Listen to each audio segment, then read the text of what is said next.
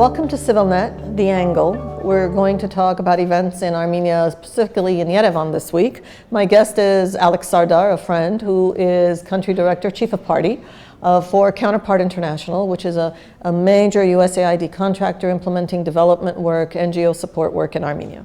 And Alex and I cross paths frequently, fortunately. And in this particular case, we're here because we're going to talk about the events this week, some of which are surprising, some of which were heartening. We're going to talk about the surprising, I don't know how to describe it, march on Sunday by this new group, old group, I don't know, called the Eagles. They don't sing, but they do march and sound awfully, neo-Nazi-ish to me. You had seen them and remarked on Facebook, so we'll talk about that. We'll talk about what may or may not be a price hike on books because of an amendment to the law on the value-added tax, and it may in fact affect books, which of course everyone is taking a bit ironically.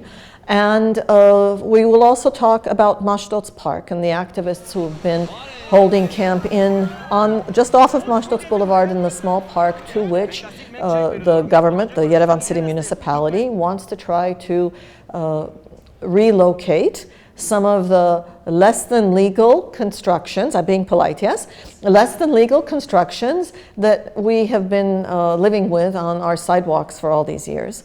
And of course the environmental activists are saying, no, give me my park back.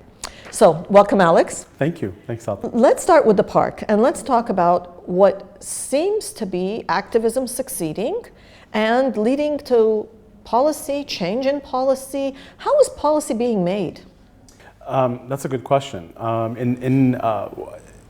Mashtots Park has particularly been at the forefront of our work at Counterpart because it sort of embodies everything that we try to do and not to do and help Armenian municipalities and the government and activists to do right.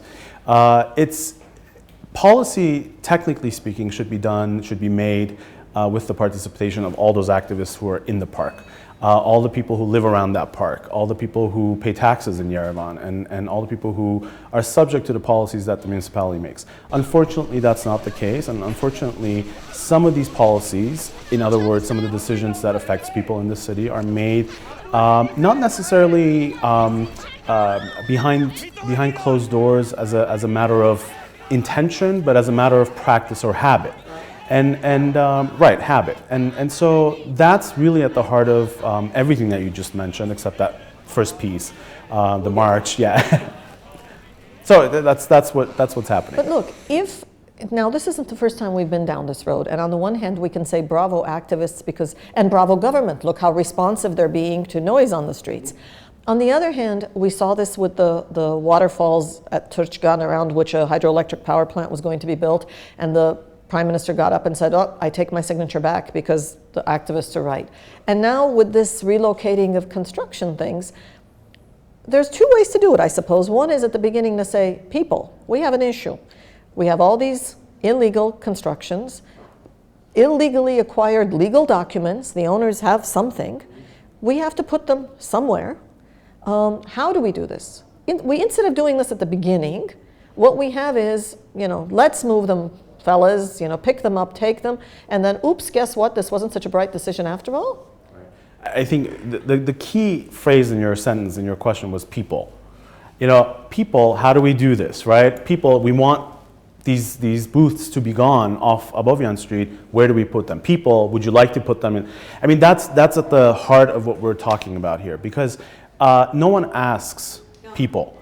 And so when a small group of individuals who don't necessarily see what life is like on the streets of Yerevan, who don't necessarily need to deal with no parks and no access to green space and so on, make these decisions, it affects people adversely, and it comes to a heads when people feel like, well, this is my park, this is my street, and I bet you if someone had asked those people, where do you want to put these cafes and boutiques and whatever they are, someone would have come up with some sort of an alternative, but no one asked.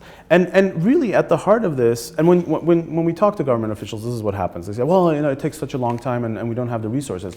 Well, I have an argument against that. How much resources have we now, taxpayer resources, has Armenia lost and wasted in doing what they're doing now, right? I mean, police officers, young people who are quite employable, not employed right now, out in the park, which means taxes are not going into the coffers of the government, and so on and so forth. I mean, we go down the list. So what's the policy option for these guys? Should they implement town hall meetings? Should they require an environmental impact assessment every time item A is to be moved to somewhere?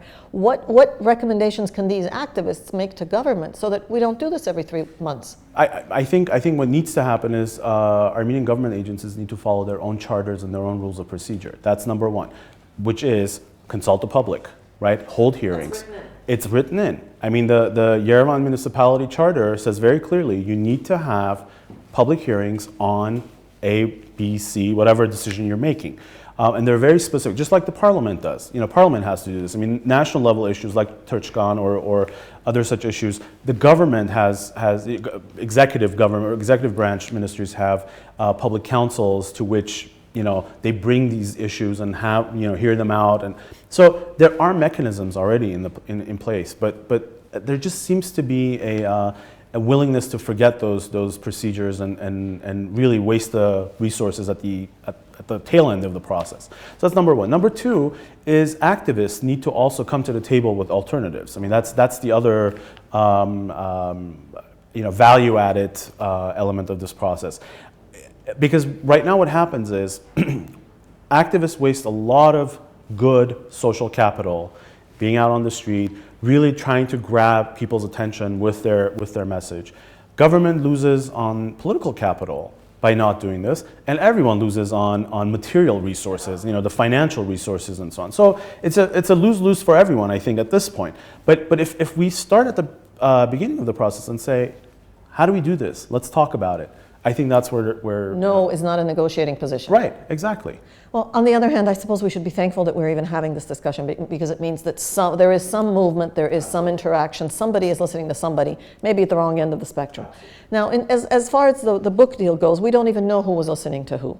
As far as we understand, government tried to amend the law on value-added tax and said that tax should be collected at the price of the point of sale and not the price when an item is handed on consignment to the seller, which de facto means VAT on books goes up, among other things. Right. But everybody stood up because of the book situation. Right. Now at this point, the dialogue is still such that you don't quite know whether the government is simply explaining itself away. Have they changed it? Do we know? Yeah, I mean, good question. It's policy making by trial and error. I mean, you know, it's reacting to protests. It's reacting to other people's opinions on things.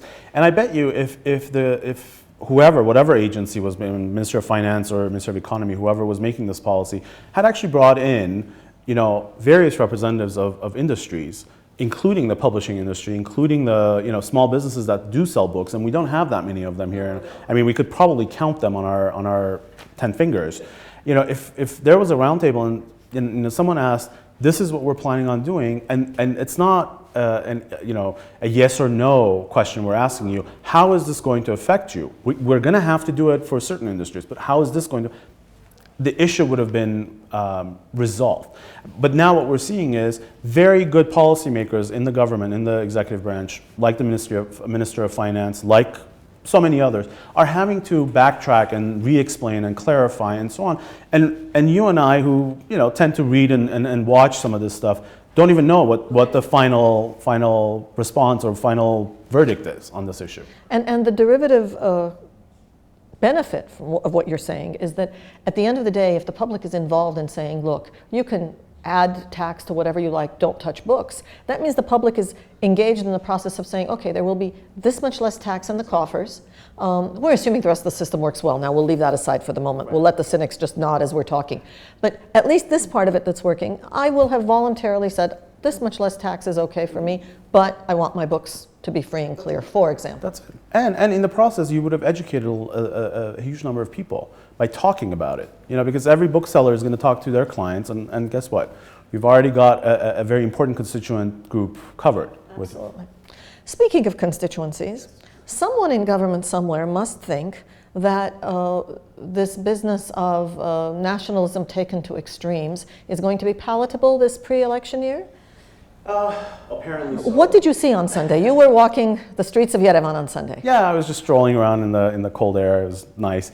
No, I mean, this is Let's put this in context. Yes. The context is that an organization called Ardzivner, Hayot Artsivner, so Hayot Armenian Ardzivner, Eagles. Yeah. Armenian Eagles, they don't sing. What they do is walk around, march around.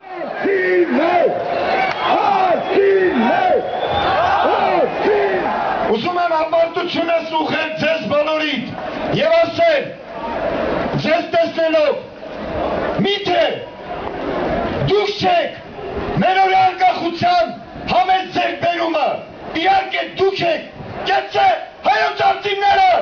They were brought in. What I saw was buses coming into the city from about 10 a.m. on, and about 1 p.m. they started marching down Tumanyan Street, and quite without context, quite patriotic. But when you were looking at the flags and the symbolism that was used, yeah, very. And I have to also say I didn't hear the speech that was delivered, the remarks that were delivered at Liberty Square by the leader of the group, I'm assuming by the head of the organization, who just happens to be the Deputy Minister of Sports and Youth Issues, which I find a little problematic right there. But post factum, I did listen to the speech, and it was quite extreme. Not to mention the gestures and symbolism that was used that's reminiscent of another not so palatable Political leader, yes. So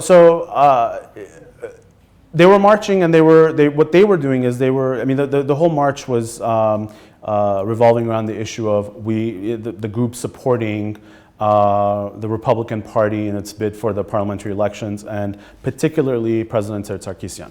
And I was surprised because Armenian electoral legislation does not allow campaigning to begin until 40 days before election. 28 now. 40 still? I believe it's 40 days. I will check on that. Yes. And so the fact that there were de facto campaigning was sort of the bell to start the next round of the elections, which is 2 months away, and so that was problematic and surprising to me, but also the issue of the message that was being delivered. Yeah. I think that we as a public have to say it's unacceptable, and really, I think the president has to say it's unacceptable. I think that it's wonderful that the president is being supported by this organization, that's great. But an organization that puts country and president at the very identical same level and does that in a language that is nationalistic, xenophobic, non-inclusive, is not acceptable. And quite frankly, I think if the group had through its rhetoric supported the office of the president, I'd say fine, it's the office of the president. But it was very personalized, so that's problematic. And someone has to ask the question. I mean, quite frankly, if I were an Armenian citizen, I would ask my government this question: what is a deputy minister doing, supporting or leading and delivering remarks as the leader of this group of this nature? And where did it turn out to be okay for a taxpayer-paid public servant to be out there doing this? I mean, these are the questions that need to be asked, and I hope that if I were in the government of Armenia, I would start asking these questions. I would start distancing myself from these kinds of remarks, because it does not bring any kind of political points to a political party to be supported by this kind of extremism. Absolutely, and on the contrary, I think it puts us in a position where we have a whole lot to explain to ourselves and to others about why this kind of thing is not just tolerated, but encouraged, subsidized perhaps. So yeah, at the beginning of this election year to come, this is probably the first opportunity to say no. Yeah, and I would also just remind us that this is not a new idea or an innovation of the Armenian political landscape. similar things have happened in Russia, are happening in Russia. And so we need to be mindful that there seems to be a step-by-step sort of templating of what happens in Russia in politics here as well. So I feel a little uneasy about that aspect of it, because I think there are good things that can be learned in terms of political progress, and this certainly is not one of them. Thank you. Thank you for watching CIVILNET, The Angle. This is the week that was in Yerevan.